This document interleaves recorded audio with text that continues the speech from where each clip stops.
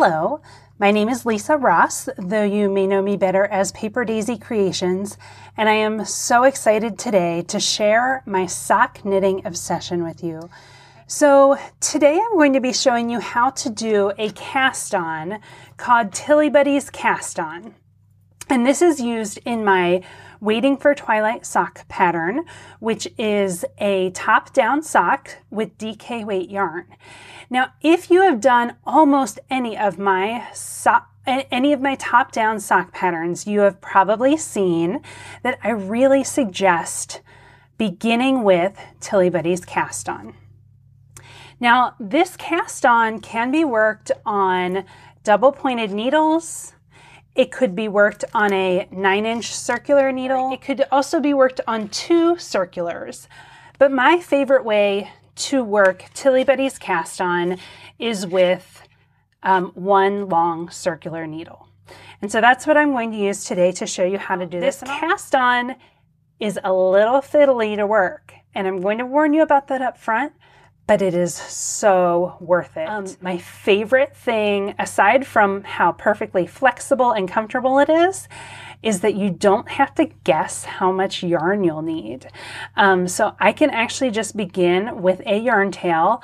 I usually leave about 4 inches.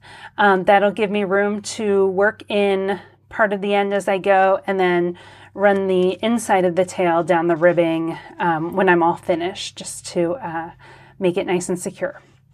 All right, so in my left hand, I'm going to be holding the needle, the left needle, and I'm going to be holding the working yarn like this. So I drape it over the left needle, the tail of the yarn is back here, and the working yarn is in the front. The first stitch is the hardest. And so here's what I'm going to do. That finger is going to hold that yarn securely. It needs to hold that yarn in place because I don't want this to flop around or fly away or get smaller than it already is.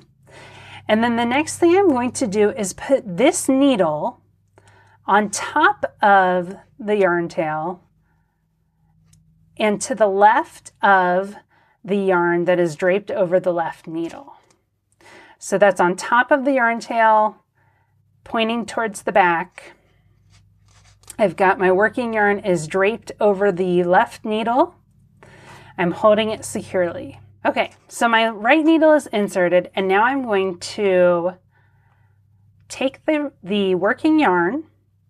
I'm going to go behind both needles and around the needle that's on the right. Okay, and then the working yarn comes between these 2 needles. So let me show you that again. My working yarn is down here, and I'm going to make it go behind both needles and around the right needle, and then it comes between these 2 needles. So one more time. It goes behind both needles, around the back needle, and between the 2.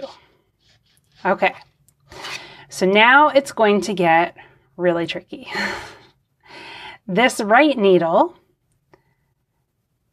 okay, let me show you this first. Hold the working yarn with the right needle in your right hand. Then you're going to take the tip of this needle, and it's going to swing down and around, and you're going to slip it onto the left hand needle and snug it up. And that creates this pair of stitches. So each time you work this, it's going to create a pair of stitches. And I'm going to show you that tricky part one more time. Okay, so we've got our yarn in place as explained before. And now the point of that needle is going to take the yarn that's wrapped around it.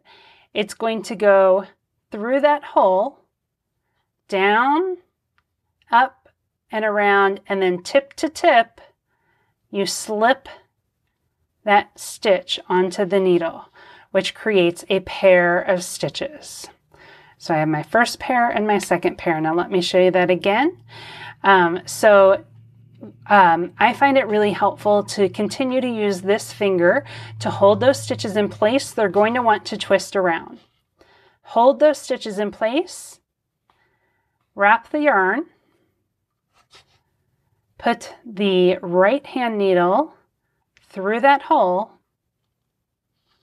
You're going to wrap the yarn behind both, then go between both, around the back needle and between the needles. And then this tip is going to take that yarn you just wrapped. It's right there. You don't want it to fall off. And you twist it down, up, and then tip to tip, slip it on. Okay, I'm going to show you that again. So we have our yarns, our paired stitches in place, or if you're just getting started, your your yarn tail is there, you're holding it in place. You wrap the yarn around the left needle. You stick your needle through that hole. You go behind both needles, around the right needle, which is in the back. And now you need to keep that yarn on there. Pull it through the hole, down, around, and tip to tip, slip it on.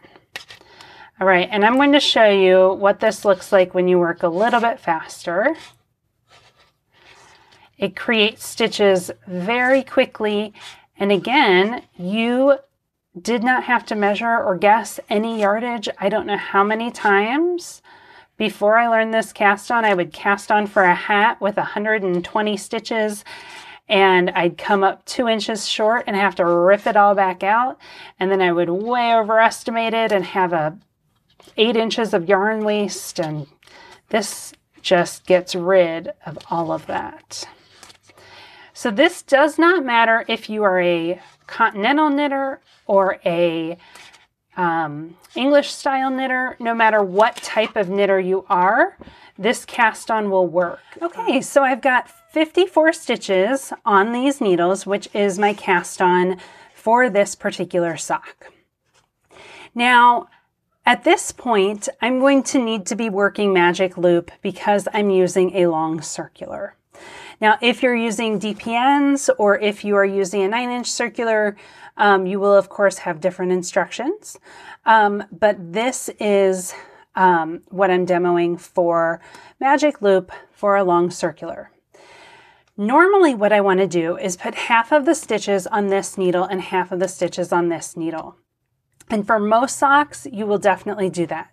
For this particular sock, I need it to be in multiples of 6 in order to keep everything straight.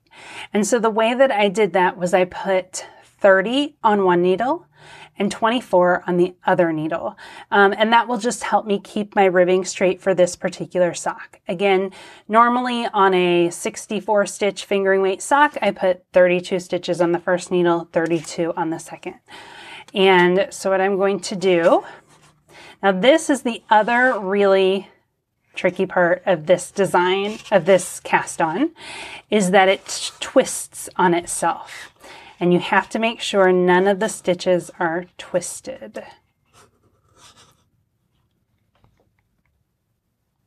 All right, so here we go. 2, 4, 6, 8, 10, 12, 14, 16, 18, 20, 22, 24, 26, 28, 30. Okay. So this is just part of magic loop. If you're a magic looper, you are familiar with this. You need half stitches on one side, half the stitches on the other. And then the most important part is to make sure they are all facing the correct direction. And so what I like to do, so these 24 stitches are on the cord. I like to put that, that bottom line connecting all the stitches. I like to have those two lines right next to each other, just like this. Twisting that, you can see it keeps trying to turn on me. Now this ribbing begins K4 P2. And make sure you don't have any twisted stitches. And then what I like to do is actually work the tail with the main yarn in order to weave it in. And I'll show you how I do that. So I put my needle through the first stitch of the round. So if you're using a 9-inch circular or DPNs, once you've got all your yarn straight, you're joining just as you normally would in the round. And then I'm going to actually hold the tail with the working yarn. And I'm going to knit that stitch, tug it here. And then I just hold those two together. I'm going to go ahead and knit my 4.